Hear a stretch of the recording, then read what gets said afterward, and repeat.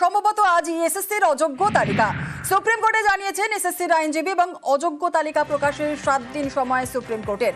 আরো বিস্তারিত বলবে আমাদের সঙ্গে রয়েছেন আমাদের প্রতিনিধি সোমরাজ বন্দ্যোপাধ্যায়। সোমরাজ, সুপ্রিম নির্দেশ মেনেই সম্ভবত আজই তাহলে অযোগ্যদের তালিকা প্রকাশ?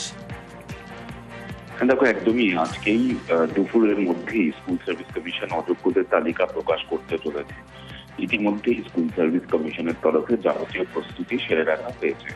সুপ্রিম কোর্টের নির্দেশ ছিল 7 দিনের মধ্যে অযোগ্যদের তালিকা প্রকাশ করতে হবে। গতকালই সুপ্রিম কোর্টে এসএসসির আইনজীবী জানিয়েছেন যে শনিবারই তারা চেষ্টা করছেন এই তালিকা প্রকাশ করতে। তুমি জানো, এর আগেও আদালতের পর্যবেক্ষণ ছিল অযোগ্যরা যাতে কোনোভাবেই নিয়োগে না অংশ নিতে পারে, সেই মোতাবেক স্কুল সার্ভিস কমিশনের তরফে যারা আবেদন করেছিলেন অযোগ্য প্রার্থী হিসেবে তাদেরকে ইতিমধ্যেই বাদ দেওয়ারও প্রক্রিয়া শুরু করা হয়েছে এসএসসির তরফে। সেই কত সংখ্যক সেই আবেদনগুলি বাদ দেওয়া হয়েছে সেই সংখ্যাও আদালতে জানিয়েছে ইতিমধ্যে এসএসসি। কিন্তু এবার এসএসসি এই অযোগ্যদের তালিকা প্রকাশ করছে।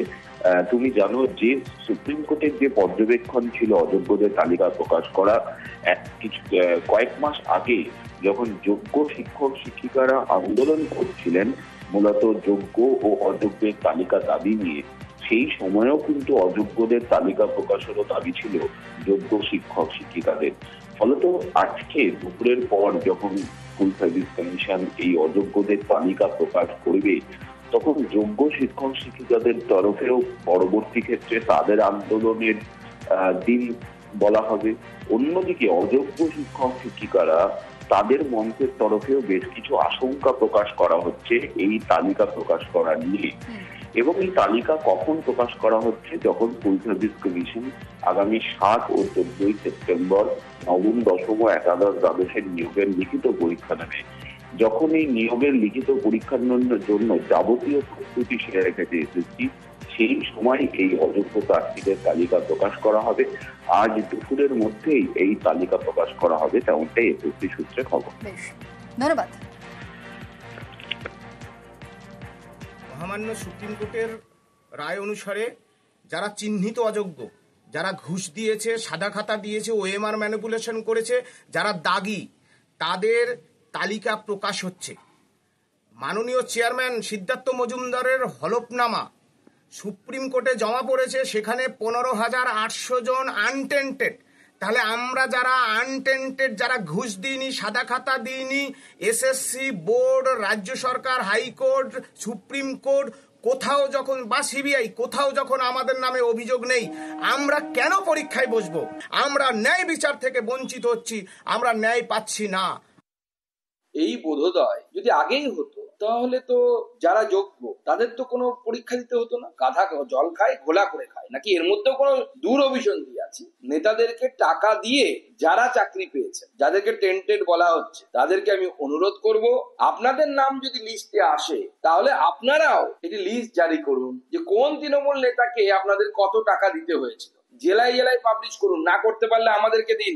পোস্টার করে করে বড় বড় কাট আউট সহ সেই তৃণমূল নেতাদের কর্মকাণ্ড বাংলার জনগণের সামনে তুলে ধরবো, আপনাদের সামনে তুলে ধরবো। সিবিআইয়ের হাতে তদন্ত আছে। এখনো পর্যন্ত একজন ব্যক্তিকেও সামনে কেউ এনে দেয়নি যিনি বলেছেন আমি অমুককে টাকা দিয়েছি। এগুলো আইনি জটিলতা। সুকান্ত মজুমদার মধ্যপ্রদেশের ব্যাপমটা নিয়ে একটু মাথা ঘামান, সেটা তো তদন্তের সময়তেই লক্ষণ হয়ে যায়। একটু মাথা ঘামান ত্রিপুরার 10,323 জন শিক্ষকের প্যানেল নিয়ে, বাম জমানা এবং বিজেপি জমানা মিলিয়ে।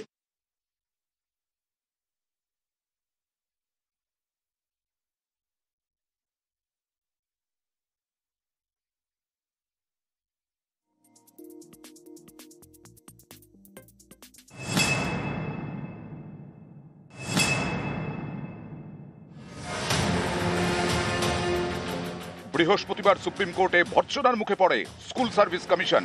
দেশের শীর্ষ আদালত নির্দেশ দেয় 7 দিনের মধ্যে অযোগ্যদের তালিকা প্রকাশ করতে হবে। শুক্রবার এসএসসির আইনজীবী কল্যাণ বন্দ্যোপাধ্যায় আদালতে জানিয়েছেন, শনিবারের মধ্যেই চিহ্নিত অযোগ্যদের নামের তালিকা প্রকাশ করার চেষ্টা হচ্ছে।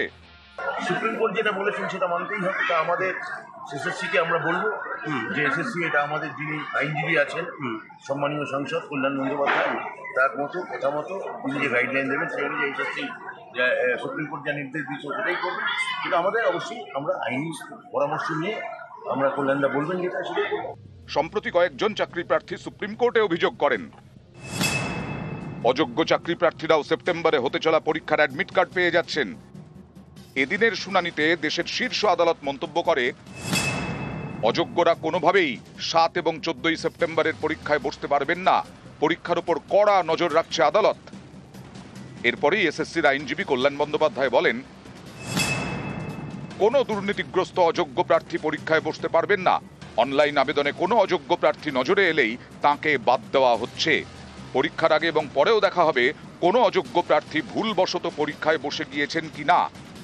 শুনানির সময় মামলার সঙ্গে যুক্ত বাকি আইনজীবীদের উদ্দেশ্যে কল্যাণ বন্দ্যোপাধ্যায় বলেন, দুর্নীতিগ্রস্ত কেউ অ্যাডমিট কার্ড পেয়েছেন এমন জানতে পারলে পশ্চিমবঙ্গ সরকারের আইনজীবীকে জানান, আমাদের ওপর ভরসা রাখুন।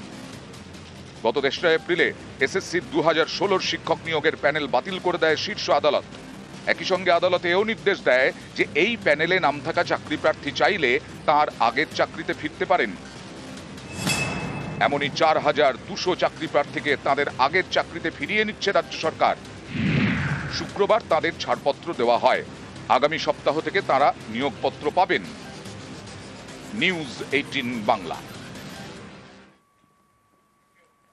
গ্রুপ সি ও গ্রুপ ডি নিয়োগে বিজ্ঞপ্তি এসএসসির 16 সেপ্টেম্বর থেকে এসএসসি ওয়েবসাইটে আবেদন করা সম্ভব হবে এবং 31 অক্টোবর পর্যন্ত অনলাইনে আবেদন। স্কুলে গ্রুপ সি শূন্য পদ 2989, স্কুলে গ্রুপ ডি শূন্য পদ 5488।